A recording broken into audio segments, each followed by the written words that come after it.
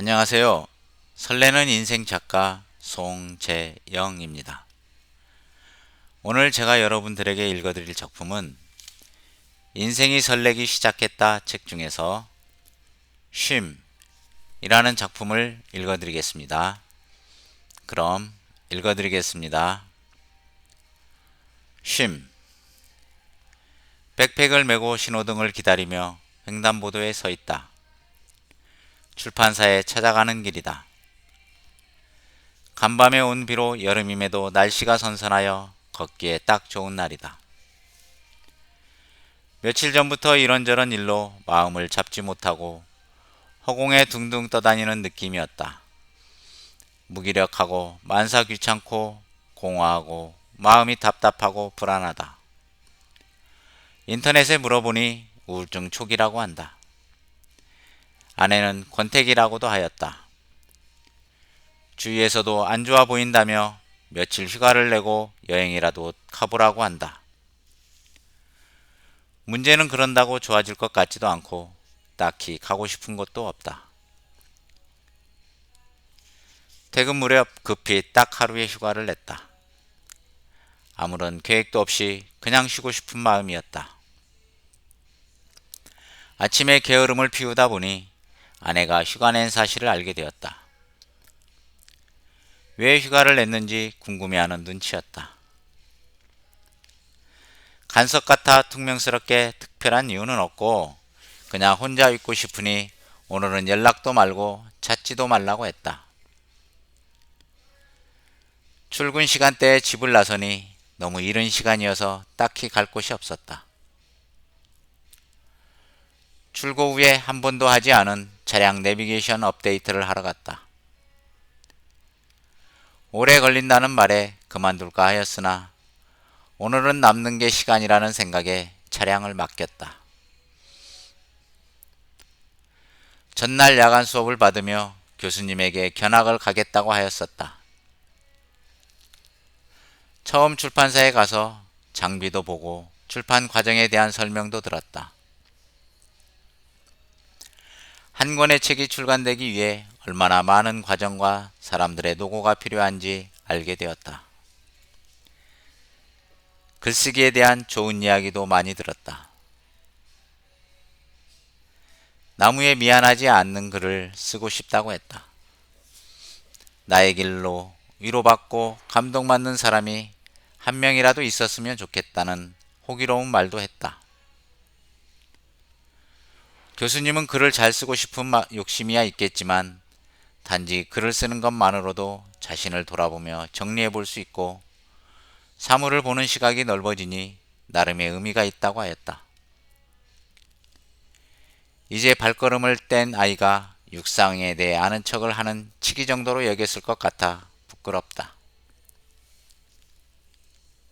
책들로 둘러싸인 출판사에서 커피 한 잔을 앞에 두고 좋아하는 글쓰기에 대한 이야기를 나누고 나니 지친 심신을 위로받는 듯 했다. 출판사를 나와 차량을 찾으러 가면서 보고 싶은 사람이 누군지 생각해 보았다. 말로는 수십 번도 더 만났으나 오랫동안 만나지 못한 친구가 떠올랐다. 전화를 거니 일정이 없다며 사무실로 놀러 오라고 했다. 별 생각 없이 들어선 사무실은 업무를 처리하느라 바쁘게 돌아가고 있었다. 순간 나만 휴가 중이고 다른 사람들은 근무 시간이라는 사실이 상기되면서 학창시절 혼자 학교에 가지 않았던 날의 기억이 짜릿한 쾌감으로 되살아났다. 지금 이 순간이 행복했다. 휴게실에 마주 앉아 요즘 애들이 이해하지 못하겠다니 아내들이 나이가 들어가면서 드세져서 큰일이라느니 정년이 얼마 남지 않았는데 뭘 할지 걱정이라느니 우리도 곧 할아버지 소리 듣게 생겼다느니 하면서 60을 바라보는 중년의 애환을 쏟아내기 시작했다. 남자들의 수다도 여자들의 수다에 못지 않다는 걸 알게 되었다. 밥을 먹으러 가자며 뭘 먹을지 서로 물어보는데 약속이나 한 듯이 쓰레기 국밥이라는 말이 튀어나왔다. 둘 다 나이 먹었다며 한참 웃었다. 개인 압력솥에 밥을 해주니 밥맛만으로도 한 끼 식사는 거뜬히 할 수 있는 식당을 안다고 했다. 압력솥을 열고 밥 한 숟가락을 뜨니 모락모락 피어오르는 김에 어머니의 가마솥 밥맛이 묻어나왔다.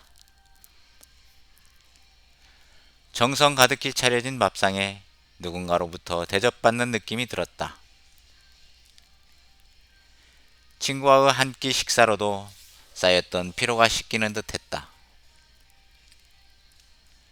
식사 후에 서둘러 고등학교 동창생 사무실에 갔다. 점심을 같이 하려 했으나 약속이 있다면서 오후에 유튜브 촬영을 하니 오라고 했다. 궁금도 하고 친구도 볼 겸 시간에 맞춰 갔다. 친구는 18년간 독서 모임을 운영하면서 매주 토요일 새벽에 진행되는 독서 토론에 한 번도 빠지지 않던 집념의 사나이이다.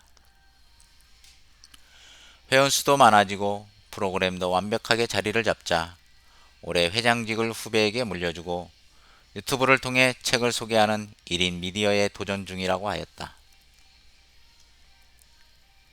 친구가 읽은 책이 몇천 권은 될 것이고 가장 잘 아는 분야도 독서 분야이니 방송 컨텐츠는 제대로 잡은 것 같았다. 거침없이 두 편을 찍고 커피를 맛있게 내리는 집을 안다면서 가자고 한다. 바쁜 친구에게 미안한 마음에 주저하자 손을 잡고 앞서 나선다. 다른 사람들이 보기에는 자기가 잘 살고 있는 것처럼 보일지 모르지만 나름 많은 어려움이 있었다며 자신의 힘들었던 기억을 끄집어냈다. 묵직한 이야기를 마치고 조용히 듣고 있던 나에게 너 정도면 잘 살고 있으니 너무 불안해하거나 초조해하지 말라고 했다. 속마음을 들킨 것 같았으나 기분은 좋았다. 친구는 내가 힘들거나 방향을 잃었을 때 위안과 나침판이 되어 주었었다. 평일에 뜬금없이 찾아온 나의 흔들리는 마음을 알고 자신의 마음을 먼저 내보여 준 것이다. 잘하고 있으니 너무 서두르지 말고 욕심내지 말고 지금처럼만 하라고 했다. 사무실로 향하는 친구의 뒷모습을 오랫동안 지켜보았다. 마음이 따뜻해졌다. 집으로 돌아오는 길에 내비게이션의 성능도 시험해 볼 겸해서 새로 난 길을 검색해 보았다. 이전에는 검색이 되지 않았었는데 바로 검색이 되었다. 검색이 되지 않아도 크게 불편하지 않을 너무도 하찮은 일인데 남들은 없는 거창한 것을 새로 갖게 된 것처럼 기분이 무척 좋아지면서 이 순간이 너무 행복하다는 생각까지 들었다. 이건 뭐지? 궁금해진다. 하루 종일 뭔가를 찾아 헤맸다. 나이가 들수록 채워지지 않는 허전함이 많아진다. 허전함은 공허함으로, 공허함은 쓸쓸함으로, 쓸쓸함은 외로움으로, 외로움은 불안과 초조함으로 나를 더 옥죄어 왔다. 진정 내가 원하는 삶이 어떤 모습인지도 모르면서 너무 높고 거창한 것만 찾아 헤매고 있는 건 아닌지 자문해 본다. 하루를 마무리하면서 내가 찾고 있던 풍요롭고 행복한 삶이 무엇인지 조금은 알 것 같았다. 아내가 강의를 받고 있는 회관에 갔다. 기다리는 시간이 지루하지 않고 즐거웠다. 멀리서 보이는 아내가 반가웠다. 아침 일로 아직 화가 풀리지 않는 모습이다. 찾지 말래더니 왜 왔냐며 새침한 표정을 짓는다. 오늘 하루 깨달은 게 많지. 감사합니다.